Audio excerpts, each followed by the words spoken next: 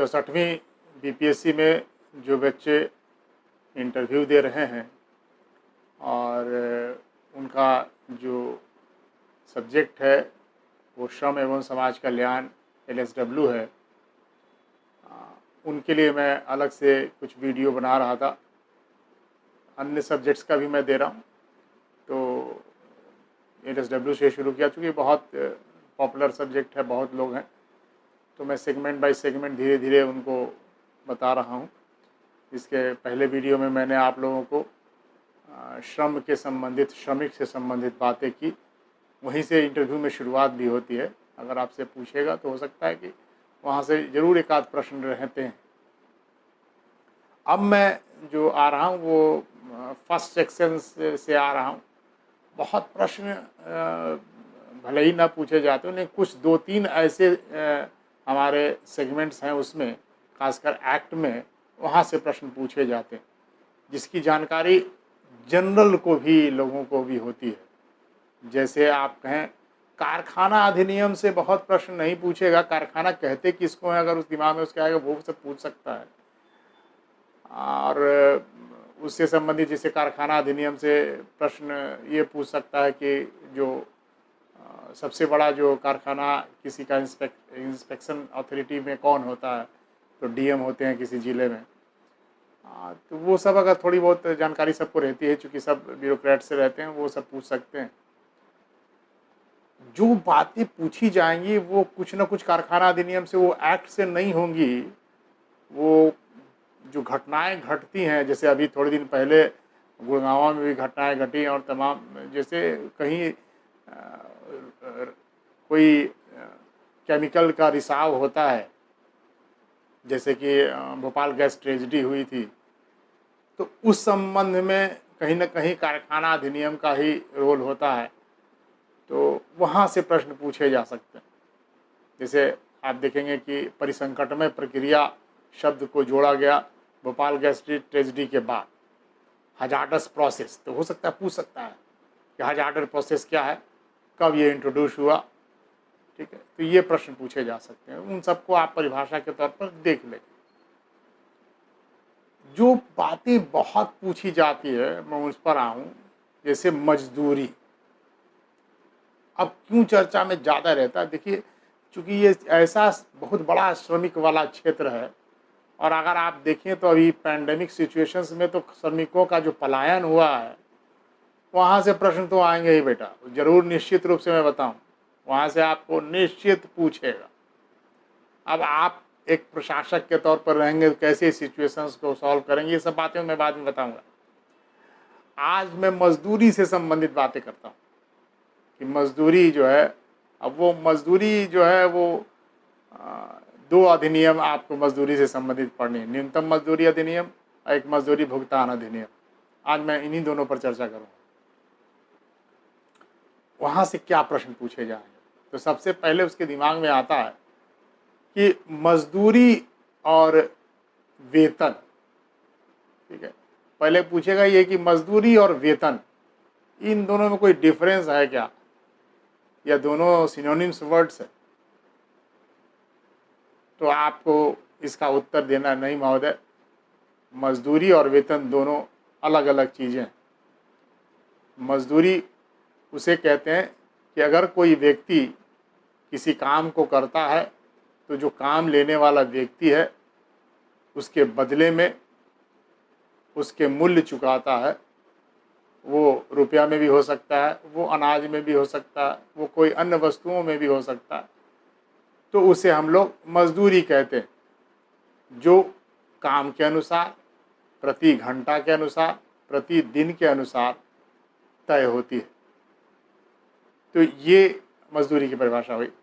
और वेतन उसको कहते हैं यदि नियोक्ता द्वारा, जो एम्प्लॉयर है, नियोक्ता नियोजक को कहते हैं, तो नियोजक द्वारा किसी अनुबंध के तहत, किसी कॉन्ट्रैक्ट, देखिए जब सेवा में आते हैं तो कॉन्ट्रैक्ट ही है, चाहे वो राज्य सरकार के साथ हो या किसी भी फैक्ट्री के मालिक के साथ हो, कोई भी सेक्टर के व्यक्ति जो उसके सुप्रीम है उसके साथ हो, नियोक्ता उसी को कहते हैं।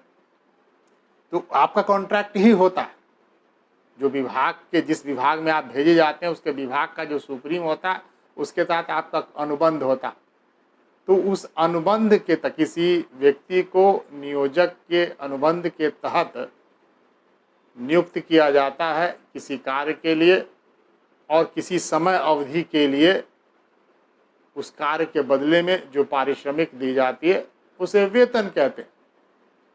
इस वेतन में उस व्यक्ति की बेसिक सैलरी जो मूल वेतन है प्लस महंगाई भत्ते एवं अन्य भत्ते भी शामिल किए जाते हैं। मजदूरी में कोई भत्ता वत्ता नहीं मिलता, एक कंसोलिडेटेड चीज़ें हैं जो तय की जाती है कि ये एक दिन के लिए इतना आपको मिलेगा, ठीक है। वेतन में एक निर्धारित वेतन मान है जिसमें ग्रेड पे अब सम्मिलित होता है 7th पे आयोग के अनुसार से ग्रेड पे, तो उस ग्रेड पे में के अनुसार से आपका वेतन नियत होता है। तो मजदूरी और वेतन के संबंध में आपसे ये प्रश्न पूछे जा सकते हैं। बहुत सतही प्रश्न होते हैं लेकिन जो सब जानता, और यही सब चीज़ों में अगर आप पहले से तैयार नहीं रहेंगे वहाँ पे आपको अचानक से लगेगा कि मुझे कुछ याद ही नहीं आ रहा, कोई डिफ्रेंशिएट नहीं कर पा रहा हूँ, कैसे इसको परिभाषित करूँ। अचानक से पूछ देता है, परिभाषा करने में थोड़ी कठिनाई हो जाती है, इसलिए मैं तैयार करवा रहा हूँ कि पहले से आपका माइंड मेकअप हो, फिर वहाँ पे आपको कोई दिक्कत नहीं आने वाली है। नेक्स्ट दूसरा जो प्रश्न है जो पूछेगा कि न्यूनतम मजदूरी अधिनियम के तहत ये हमेशा जीएस में भी रहता है कि उचित मजदूरी, न्यूनतम मजदूरी और निर्वाह मजदूरी में क्या अंतर है,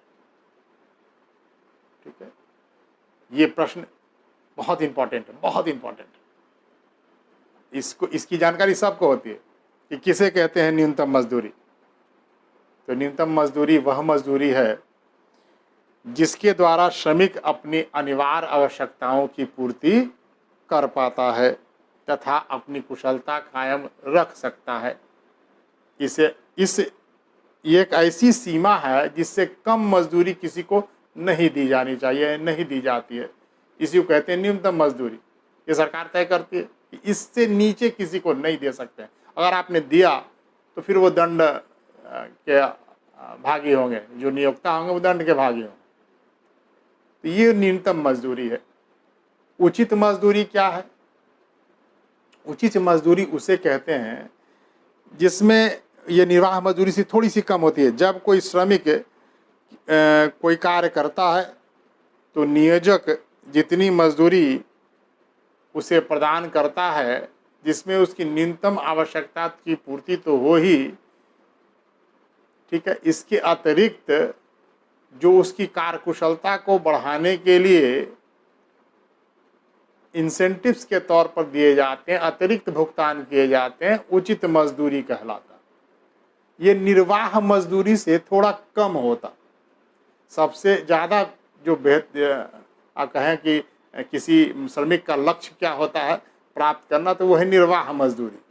निर्वाह मजदूरी उसे कहते हैं जिसके तहत श्रमिक अपने परिवार का भरण पोषण तो करता है, साथ ही साथ सामाजिक जीवन के सभी आवश्यक सुविधाओं को प्राप्त कर सके। यानी सामाजिक जीवन के सभी आवश्यकता क्या होगी, तमाम शिक्षा है, स्वास्थ्य है, सब चीज़ों को वो प्राप्त कर पाए, ठीक है। यानी कबीर वाली साईं इतना दीजिए जामे कुटुंब समाए, मैं भी भूखा न रहूं साधु न भूखा जाए। तो ये तमाम चीज़ें निर्वाह मजदूरी में शामिल हो जाती है। तो ये जो चीज़ है, ये तीनों के जो डिफरेंस है यही है। न्यूनतम मजदूरी, उचित मजदूरी जो निर्वाह मजदूरी से थोड़ा कम होता है, और निर्वाह मजदूरी जो है एप्रोप्रिएट है, वो इससे ज़्यादा कोई मजदूरी कोई नियोक्ता भुगतान भी नहीं कर सकता, वो मैक्सिमम है, ठीक है। क्योंकि नियोक्ता और श्रमिक के बीच में संघर्ष यही चलता रहता है। नियोक्ता अधिक से अधिक लाभ कमाना चाहता है और श्रमिक अधिक से अधिक उस लाभ में से अंश प्राप्त करना चाहता है। इन दोनों के बीच संघर्ष हमेशा होते रहते हैं, ठीक है।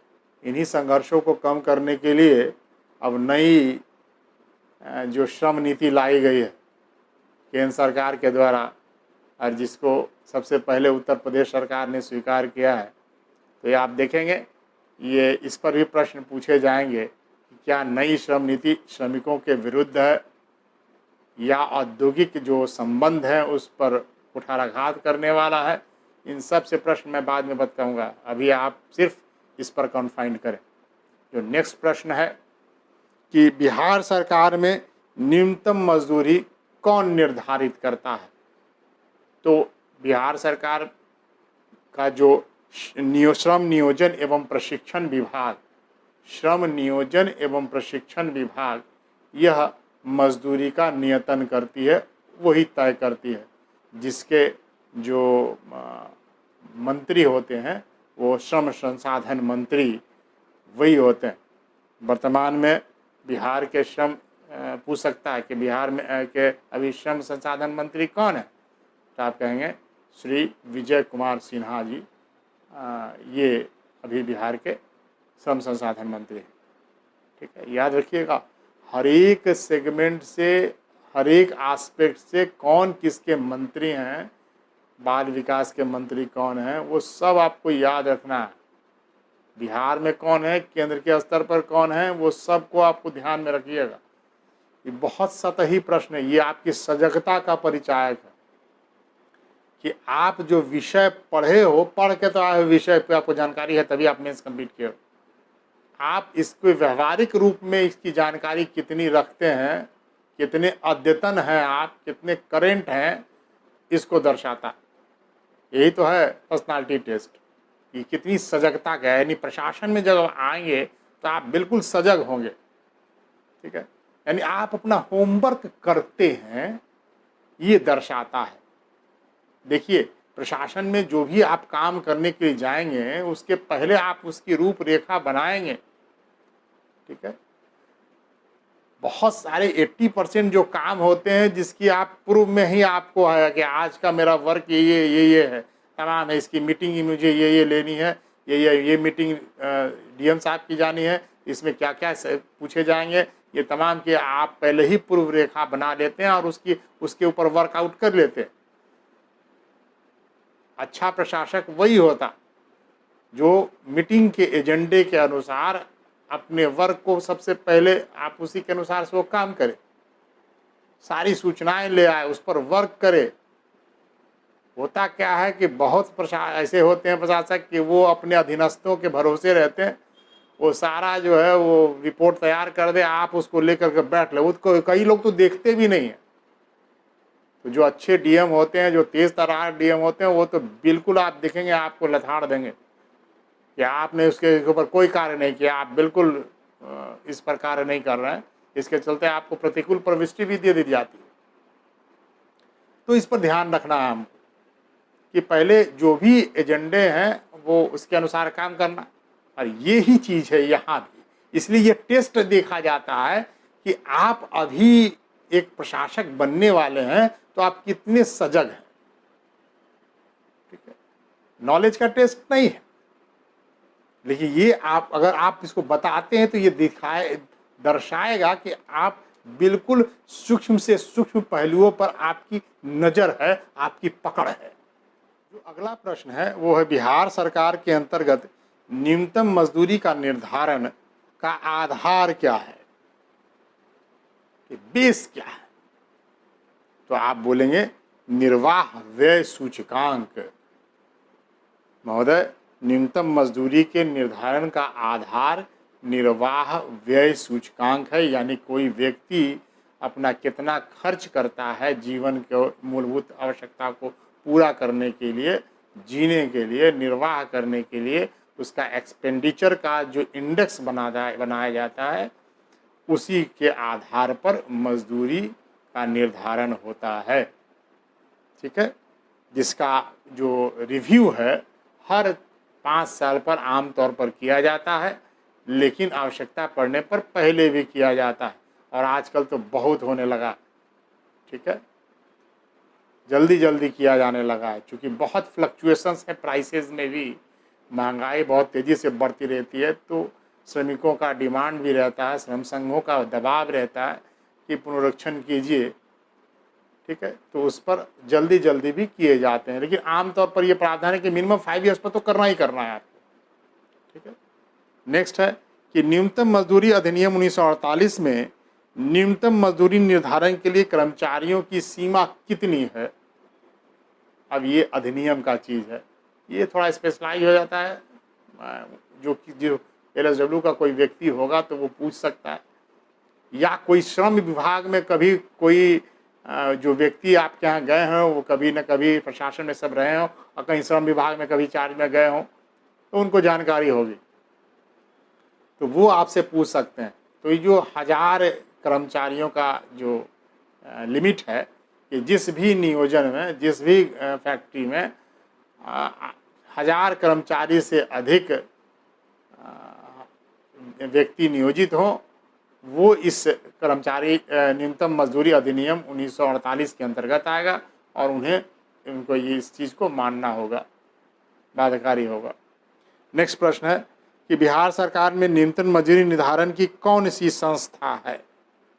ठीक है, तो ये न्यूनतम मजदूरी परामर्शदात्री परिषद गठित की गई है, जो एडवाइजरी कमेटी है, वो मिनिमम वेजेज के एडवाइजरी कमेटी, वो इसको गठित करती है, जो बिहार में जो परिवर्तनशील महंगाई भत्ता है उसकी दरें लागू करता है।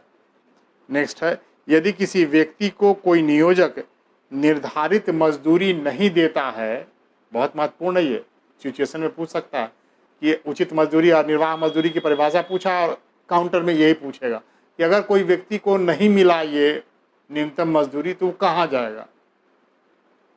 ठीक है, अगर आप होंगे तो उसको कहाँ सजेशन देंगे जाने के लिए, तो उसमें कहेंगे कि जिला स्तर पर अगर हो तो जो श्रम अधीक्षक है, जो जिसकी नियुक्ति BPSC से ही होती है, उनके पास जाएंगे।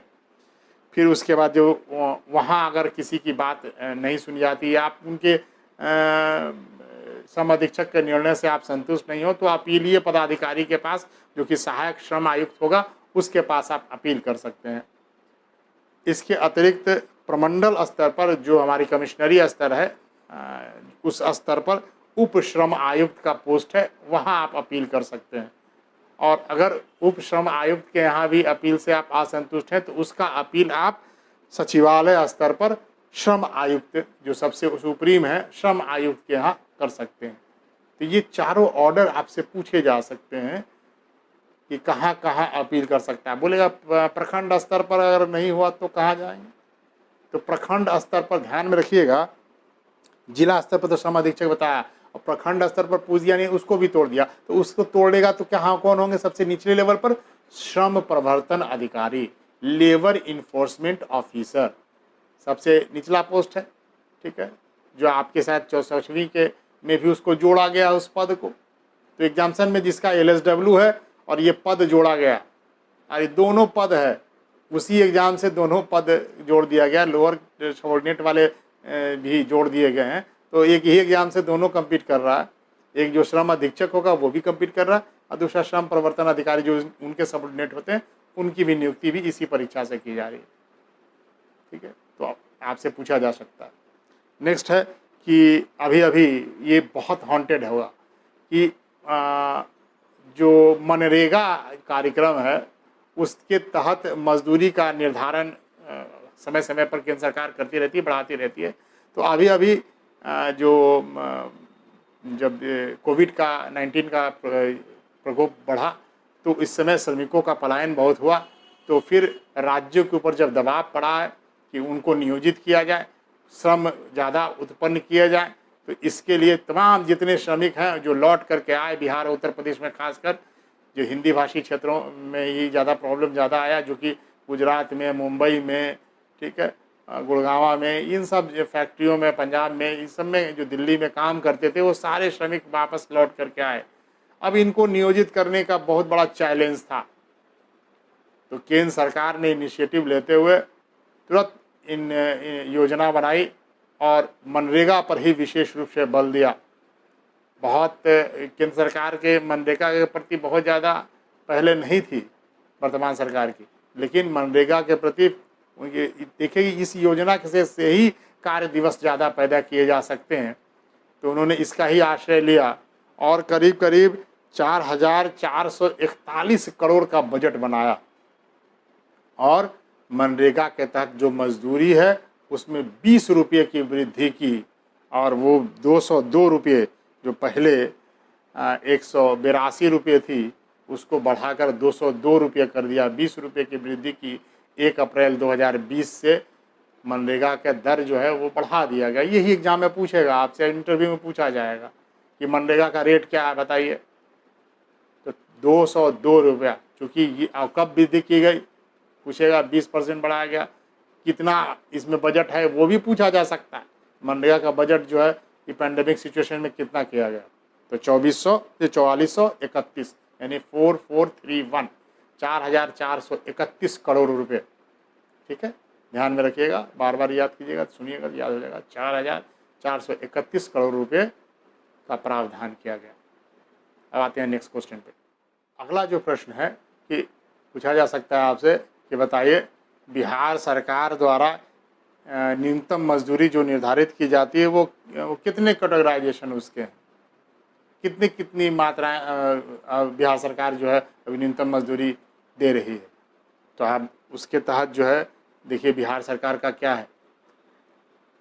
अकुशल श्रमिक के लिए 277 रुपये, अर्धकुशल श्रमिक के लिए 289 रुपये, कुशल श्रमिक के लिए 352 रुपये और अति कुशल के लिए 429 रुपये। और जो लिपिकीय कार्य में संलग्न हैं, जो पर्यवेक्षण सुपरवाइजिंग काम में लगे हैं जो श्रमिक, उनके लिए 7,955 रुपये मासिक।